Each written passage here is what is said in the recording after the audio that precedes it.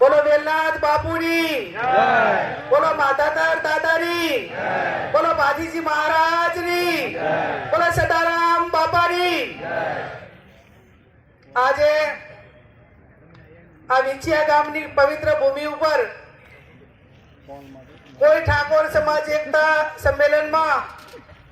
આપની સૌની વચ્ચે ઉપસ્થિત છે એવા ગુજરાત વિધાનસભા વિપક્ષના નેતા આદરણીય અમિતભાઈ ચાવડા સાહેબ, માજી ધારાસભ્ય પૂંજાભાઈ વંશ સાહેબ,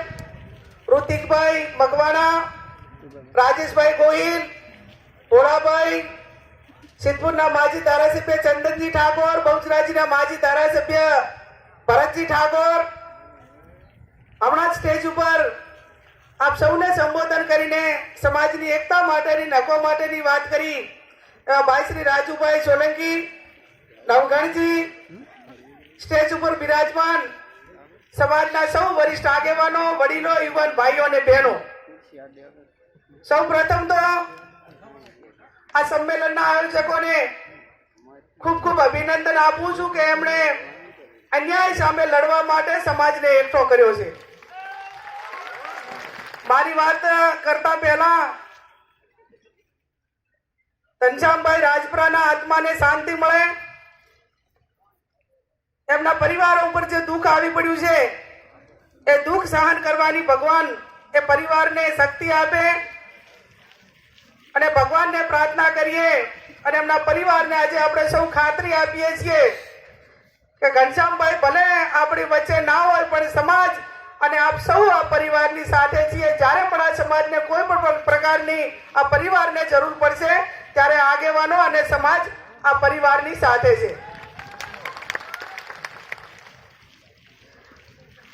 અન્યાય સામે લડાઈના ઇતિહાસ રહેતા હોય છે. આજે ઘનશ્યામભાઈ અન્યાય સામે લડતા લડતા જે આ ઘટના બની, જીવન અને મરણ તો ઉંમર પ્રમાણે દરેકનું લખેલું જ છે, પણ કોઈ ક્રાંતિ માટે, કોઈ અન્યાય માટે, કોઈ સમાજને રાહ ચીંધવા માટે જ્યારે શહીદીમાં નામ નોંધાવે એના નામ એ ઇતિહાસમાં અમર રહેતા હોય છે. આજે તમને બધાને પણ અભિનંદન આપું છું કે અહીંયા ના આવવા માટે કરીને અનેક પ્રકારના દબાણ થયા છે. અહીંયા સમાજની વાત કરવા માટે, અહીંયા ના આવવા માટે અનેક લાલચો, અનેક મીડિયા બનાવ્યા છે, પોલીસ ઘરે ઘરે પહોંચી છે, પણ આજે આ રાજપરા પરિવારને આપણે આશ્વાસન આપવા માટે અને એમને પડકે રહેવા માટે કરીને આ તમે જે બધા આજે એક એમના સામે કોઈ પણ પ્રકારનો ડર વગર, ભય વગર આજે આવ્યા છો, તમને તો વર્તમાન ઇતિહાસ કરશે પણ તમારી આવનાર પેઢીને પણ ઇતિહાસ યાદ કરશે કે અન્યાય સામે લડવા વાળા આ લોકો ગયા હતા. આપ સૌને મારી બે હાથ જોડીને વિનંતી છે કે કોઈ પણ પક્ષની સરકાર હોય એમાં જે પ્રશાસન અને સત્તામાં બેઠેલા અધિકારીઓ હોય કે નેતાઓ હોય, એમને અન્યાય થયો હોય તો ન્યાય આપવાની જવાબદારી એ લોકોએ બહુમતીથી એમને સોંપેલી હોય છે. અને જેને ન્યાય આપવાનો હોય ત્યારે અન્યાય કરે છે, ત્યારે પરિવાર હોય કે કોઈ સમાજ હોય કે અન્યાય વાળા હોય, એનું કોઈ રણીધણી હોતું નથી. મારે સમાજના સર્વપક્ષીય આગેવાનોને કહેવું પડે કે આજે રાજપરા પરિવાર અને આયોજકોએ કોઈ પક્ષની મીટિંગ નથી બોલાવી, કોઈને કઈ લઈ લેવા માટે નથી બોલાવ્યા, પણ એક તો દીકરો સમાજે ગુમાવ્યો, પરિવારે ગુમાવ્યો અને એના ઉપરાંત પણ તાણું યુવાનો ઉપર ખોટા કેસ થાય એ ન્યાય માટે કરીને આ તમામ બધાને બોલાવ્યા હતા અને આમંત્રણ આપ્યું હતું. સરકારમાં બેઠેલા જે કઈ આપણા સમાજના આગેવાનો હોય એમને પણ હું વિનંતી કરું કે કોઈ પણ પક્ષનો આગેવાન એ જ્યારે એને ચૂંટણી લડવી હોય ત્યારે કોઈ પક્ષને કહેતા હોય છે, એમના મોવડી મંડળને કહેતા હોય છે, એમના ગોળ બાદરોને કહેતા હોય છે કે મારા સમાજના આટલા વોટ છે, મને ટિકિટ મળવી જોઈએ, એટલે તો તમે સમાજના આંકડા આપો છો. અને જ્યારે સમાજ ન્યાય માગે, સમાજ તમારી પાસે વિનંતી કરે અને ચૂંટાણા પછી સમાજ તમને વોટ આપ્યા પછી સત્તાને બેહાડો અને કમસે કમ ન્યાય માટે પણ તમે બોલી શકતા નથી, ન્યાય પણ અપાવી શકતા નથી, તો આવી સત્તા એ હું માનું ત્યાં સુધી એ સત્તાનો કોઈ એનો મિનિંગ રહેતો નથી, કોઈ એનો અર્થ રહેતો નથી અને એને સમાજની કોઈ હૂંફ રહેતી નથી. ત્યારે આપ સૌને મારી વિનંતી કે આ અનેક પ્રકારના સંઘર્ષ છે, પડકારો છે,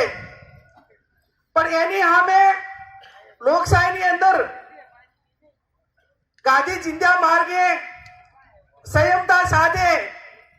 બંધારણે આપણને આપેલા હકો, એ હકોના અનુસંધાને આપણે કઈ રીતે ટકીને ન્યાય મેળવવા કે આવનાર પેઢી માટે કંઈક સારું થાય એવું કરવું, એ આપણને બાબા સાહેબ આંબેડકરનું બંધારણ હોય કે ભૂતકાળમાં જે આપણને એક ક્ષત્રિય તરીકે, ઠાકોર તરીકે, કોળી તરીકે, એ આપણને ક્ષત્રિય તરીકે જ્યારે બીજાનું પ્રોટેક્શન કરવાની, બીજાની સલામતીની જવાબદારી આપણી હતી, ત્યારે આજે આ સમાજ કોઈ કઈક એ જગ્યાએ અત્યારે જઈને ઉભો છે કે એને ન્યાય માટે કે એની સલામતી માટે બીજાને કહેવું પડે. આજે આ સ્થિતિમાં આવ્યા છીએ ત્યારે લોકશાહીની અંદર સર્વોપરી એની જનસંખ્યા અને સત્તામાં બેઠેલા કે વિપક્ષમાં બેઠેલા જે લોકો હોય એ ન્યાય માટે કરીને આપણી લડાઈ લડે, એ આ વર્તમાન સમયની માંગ છે. આજે હું ઋતિકભાઈના શૈક્ષણિક સંકુલમાં ગઈ તો ત્યાં 1000 જેટલા વિદ્યાર્થીઓ, ભાઈ બહેનો અભ્યાસ કરે છે. એ આવનાર પેઢી એ ભણેલી ગણેલી છે, તો અનેક પ્રકારે અન્યાય સામે લડવા માટેની બૌદ્ધિક રીતે નિર્ણય લઈને સમાજને ઉપયોગી બનશે. શિક્ષણની જરૂર છે. બદીઓમાંથી કઈ નાના મોટા વ્યસનો હોય તો એમાંથી બહાર નીકળવાની જરૂર છે. વટ વતન ને વ્યસન, આ 3 પ્રકાર એ કોળી અને ઠાકોર સમાજે છોડવાની જરૂર છે. આજે એવા માણસોની જરૂરિયાત છે કે કોઈ સંગઠન હોય કે કોઈ પક્ષ હોય, સરપંચ હોય કે લોકસભાનો સભ્ય હોય, એ જ્યારે એ પોતાના વ્યક્તિગત માટે નહીં પણ સમાજ માટે કે લોકો માટે સમર્પિત હોય એવા પ્રામાણિક માણસોની પણ વર્તમાન સમયની અંદર ક્યાંક ને ક્યાંક એ પૈકીના માણસોને શોધીને મોકો આપવાની જરૂર છે.